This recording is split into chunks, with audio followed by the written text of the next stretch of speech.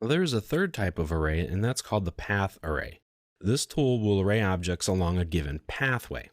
That means you can copy the objects along a defined line, polyline, spline, or other shape. Let's open up our array example file.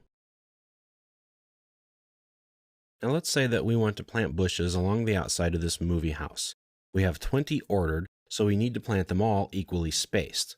Now the plants need to be planted 60 inches away from the foundation of the building. So we're going to offset the foundation 60 units. So I'm going to select the foundation and offset them there. So now we have just created a path for us to array along. Now I'm going to start the array command. I can type in array. I could type in AR, or I can go to the Home tab on the Modify panel and select Path Array. Now if you type in the command, press return, that's array, and you use the array command to start either the rectangle, polar, or path array. Then you select your object first. I'm going to pick this plant, press return, and now I'm going to tell it what type of array I want to use. And in this case, it's going to be the path. Once you've done that, you select your path, and it automatically generates your objects along that pathway. Very fast and very simple. Now remember, we have a few criteria. One was that they were 60 inches away, which we took care of with offsetting that foundation line by 60 inches. The other one is that we only have 20 of these. So we have to come up to the number of items, click on this box to activate that item, and tell it 20, and then click somewhere else. So now it will automatically put in 20 objects. Now we have a few options.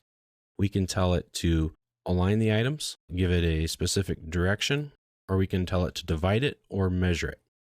Now, what we want to do in this case, if we turn that alignment off, they're all going to look the exact same direction. They all look the same way. With the align on, they rotate as the line or the path rotates. That just depends on what you're going to want to use. Now the direction controls whether you maintain a Z direction for the items. That will happen with a 3D polar path. In this case, it's 2D, so it really doesn't matter what we do. Now here, with the measure option, we can tell it to divide, which will divide up a total number of items across the total of the path, which is exactly what we want to do in this case. Or you can measure. Now, the measure method will put a specific space between each item. So in this case, between, I can tell it 100, and it will put my 20 items in here at 100 units apart. But that's not what we want to do. We want to put 20 bushes all the way around, and there we go. So once you're finished, you just click Close Array, and you are done. Now you can delete this pathway if you'd like. That will not affect your current array. I'm going to leave it in for the rest of the exercise.